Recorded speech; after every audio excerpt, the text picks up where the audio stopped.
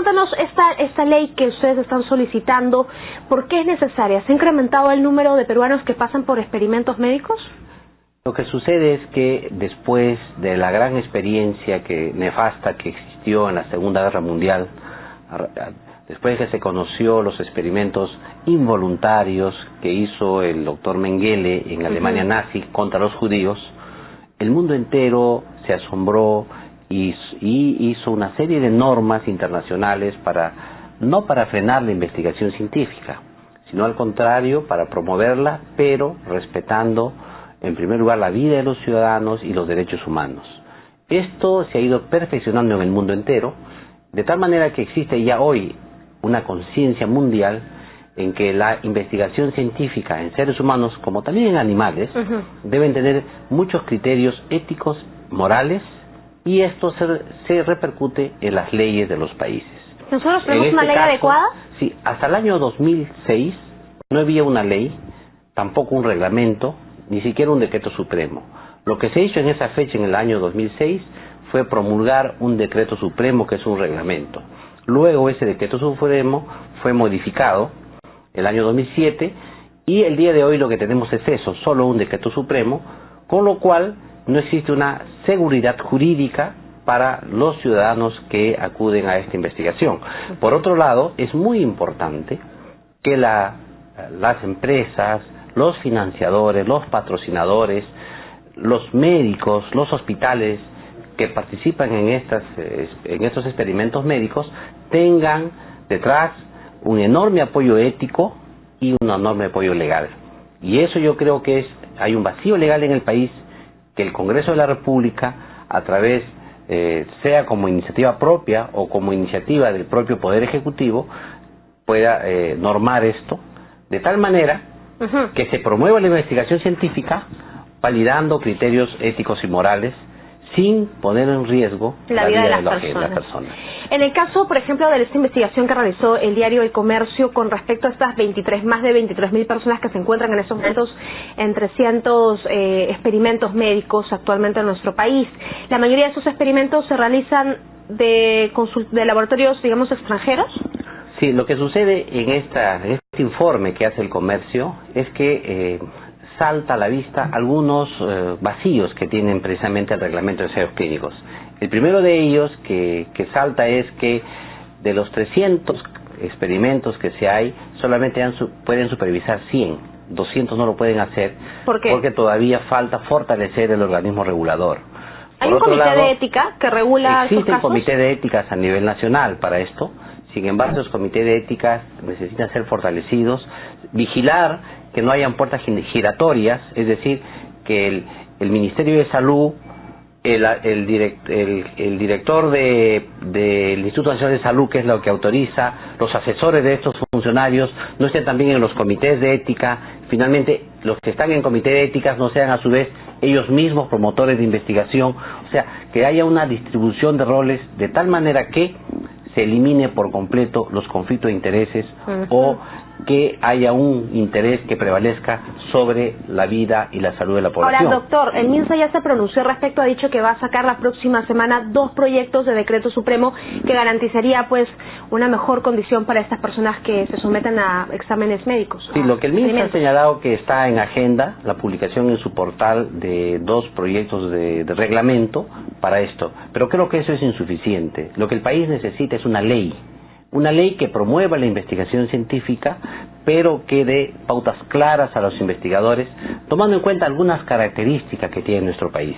Como por ejemplo, el primer de ellos es que somos un país muy diverso, tenemos 62 etnias, en las cuales esa enorme biodiversidad también se repercute como un enorme interés que tienen las empresas farmacéuticas para investigar aquí, porque un medicamento que se investiga en el Perú tiene prácticamente una enorme biodiversidad de los seres humanos que permite poder ser utilizado en cualquier parte del mundo luego. Por lo tanto, ese es un atributo adicional que tiene nuestro país. Por otro lado, tenemos gente muy pobre que no tiene seguro médico, de tal manera que un paciente que acude a un médico por falta de atención y por falta de recursos económicos, fácilmente puede ser captado en estos experimentos. ¿Cómo se captan a estas personas para pasar por estos experimentos? Lo que sucede es que intervienen siempre aquí la relación médico-paciente.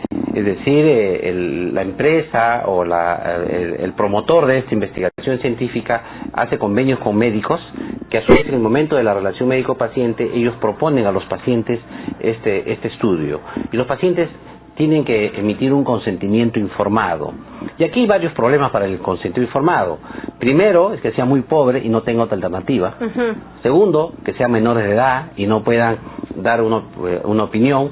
Tercero, que sean personas analfabetas, que no comprendan lo que se le dice.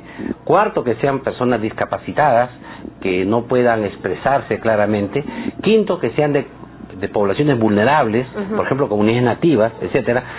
Todo ello merece salvedades, porque no es posible poder establecer que solamente sea válido un consentimiento informado, porque además de eso, hay que ver si es que hubiese algún riesgo a la salud, debería tener una indemnización y un resarcimiento. ¿Ha habido casos, doctor, digamos, en nuestro país, de personas que han resultado afectadas por esos experimentos médicos y que no se ha hecho absolutamente nada? Lo que la Asociación Médica Peruana denunció el año 2005 fue unos experimentos que se hicieron en el Hospital del Niño y el Hospital Belén de Trujillo pero no había reglamento en esa fecha. Y lo que ahora denuncia el comercio es que, a pesar del reglamento, las sanciones que se dan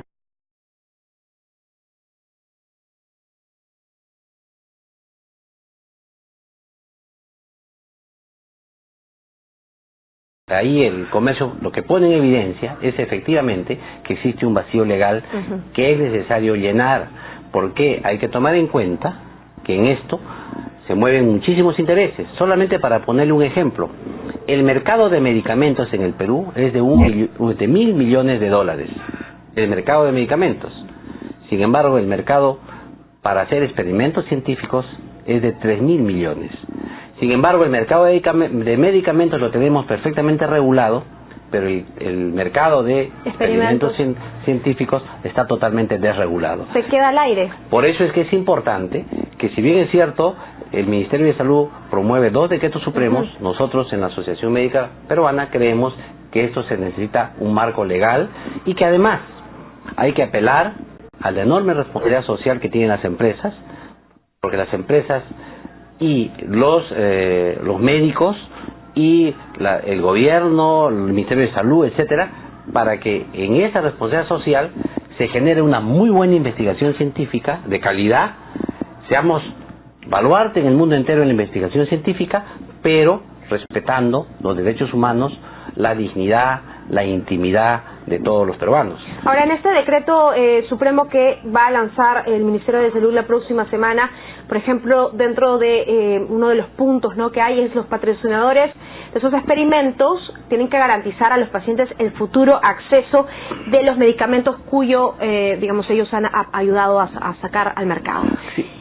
¿Este punto, digamos, beneficia en algo, claro, o todavía quedan más vacíos? Claro, hay más vacíos. Yo creo que hay 3 aspectos importantes. Primero, si usted participa en una experimentación científica de un medicamento y le hace bien, lo lógico es que después que termine la experimentación científica, usted siga contando con el medicamento de por vida. Algo que no ocurre. Algo que no ocurre, que no se le garantiza. En segundo lugar, si se participa en una experimentación científica en un grupo, por ejemplo en niños o en poblaciones vulnerables o en adultos, significa que los resultados de esa experimentación van a ser buenos para todos, no solamente para esa persona. Y el otro aspecto es que debemos investigar más en lo que el país necesita.